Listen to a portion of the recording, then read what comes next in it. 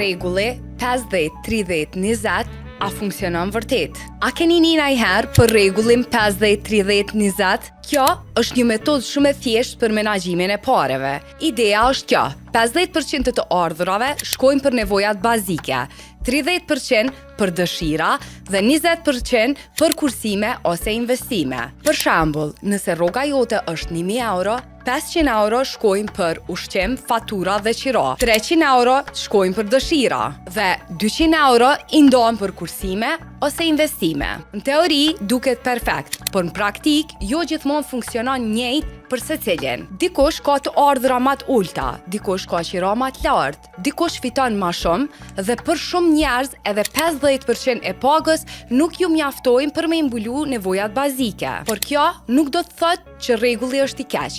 Përkundrazi, është një piknisje shumë e mirë, sepse të mëson disiplinë, të mëson me i ndo paret me vedije. Dhe më e rëndësishmja, nuk është një formulë fikse. Nëse nuk mundesh me kursy 20%, fillo me 5%. Nëse duhet përshtate formulën 60-20-20 ose 70-20-10, varësisht prej situatës tënde. Në fund të ditës nuk ka rëndësi përqindja perfekte.